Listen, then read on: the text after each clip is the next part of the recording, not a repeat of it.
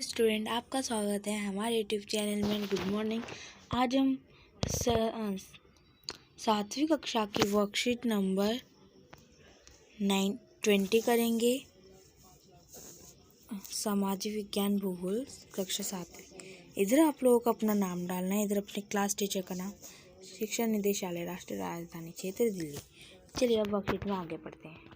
वायु। जब जल पृथ्वी एवं विभिन्न जलाशयों से वाष्पित होता है तो यह जलवाष्प बन जाता है।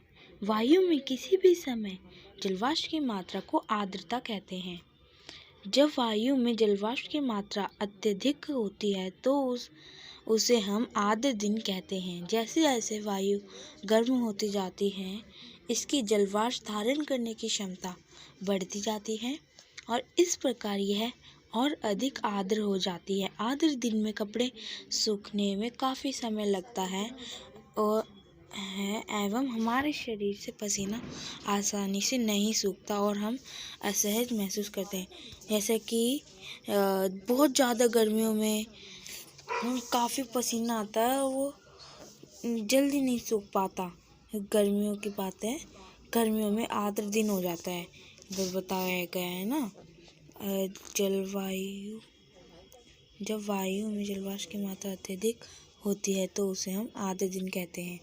जैसे जैसे वायु गर्म होती है, इसकी जलवाष्प धारण करने की क्षमता बढ़ती जाती है। चलिए अब आगे बढ़ते हैं। वर्षण के प्रकार।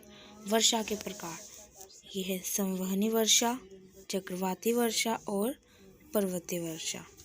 ठीक है। गर्म वायु। अब चलिए इधर हम कुछ 4 पॉइंट्स दे रखे हैं, इसे हम पढ़ते हैं। जब जलवाष्प ऊपर उठता है, ये हमें संवहनी जो वर्षा है हमारी, ये वर्षा, इसके बारे में फर्स्ट पॉइंट है। और चक्रवाती वर्षा, इसके बारे में ये वाला पॉइंट। और पर्वतीय वर्षा, इसके बारे में ये वाला पॉइंट। और 4 पॉइंट हमें हमारी बुक में कुछ चित्र दे रखे हैं, उसमें से चलिए हम पहले पढ़ते हैं। जब जलवाष्प ऊपर उठता है तो यह ठंडा होना शुरू हो जाता है। जलवाष्प संघनित होकर ठंडा होकर जल की बूंदें बनाते हैं। बादल नहीं, इन्हीं जल बूंदों का ही एक समूह होता है। जब जल की ये बूंदें इतनी भारी हो जाती हैं कि वायु में तैर ना सकें, तब ये वर्षण के रूप में नीचे आ जाती हैं। आकाश में उड़ते हुए जेट हवाई जहाज। देखो जो पॉइंट दे रखा है हमें,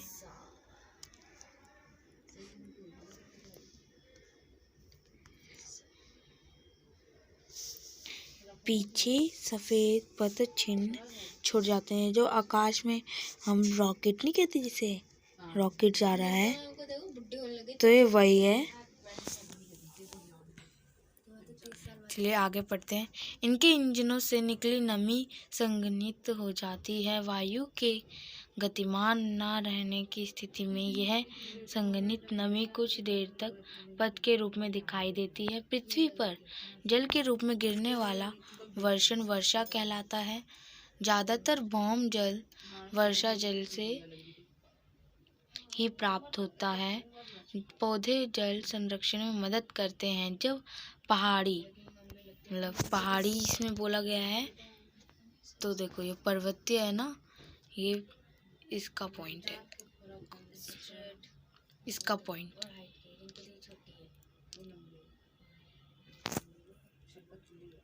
जो पहाड़ी पार्श्वों से पेड़ काटे जाते हैं, वर्षा जल अनावृत पहाड़ों से नीचे बहता है एवं निचले इलाकों में बाढ़ का कारण बनता है। पौधे तथा जीव जंतुओं के जीवित रहने के लिए वर्षा बहुत महत्वपूर्ण है। इससे धरातल को ताज़ा जल प्रदान होता है। यदि वर्षा कम हो तो जल की कमी तथा सूखा हो जाता है। इसके विपरीत अगर वर्षा अधिक हो तो बाढ़ आ जाती है। चक्रवाती वर्षा। इधर पढ़ते हैं वर्षा मापक। वर्षा मापक, इससे वर्षा को मापते हैं। ये जो है यंत्र, ये एक वर्षा मापक यंत्र है। क्या आप जानते हैं? इसे आपको नोट करना है। कहीं पर भी अगर लिखा है कि आप जानते हैं तो इसे आपको नोट करना है। क्या आप जानते हैं वर्षण के दूसरे हिम सहिम वृष्टि तथा ओला है? चलिए अब हम प्रश्न करते हैं। निम्नलिखित प्रश्नों के उत्तर दीजिए। वर्षा के प्रकार का वर्णन कीजिए। जो वर्षा के प्रकार हैं उनका वर्णन करना है। देखो इधर हमें दिया गया है वर्षण के प्रकार। वर्षण के प्रकार, इधर हमें वर्षण के प्रकार दिए गए हैं। ये पहले है हमारा ये संवहनी वर्षा, चक्रवाती वर्षा और ये है पर्वतीय वर्षा। इधर जैसे कि लिखा हुआ है, ठीक है। और ये रहे कुछ पॉइंट्स दे रखे हैं इसमें, तो ये आपको ये चारों पॉइंट्स आपको अपनी नोटबुक में लिखने हैं। यह फर्स्ट क्वेश्चन का आंसर। Question first answer.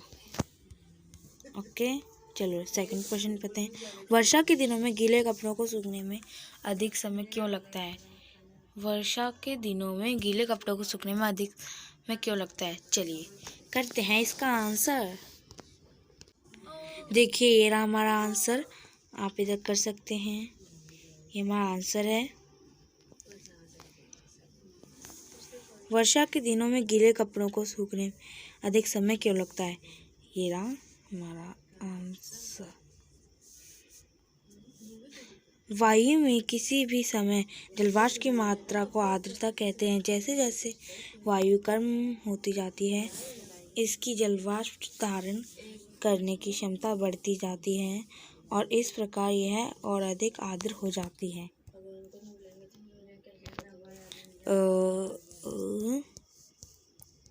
आर्द्रता इधर छोटा आर है, र है।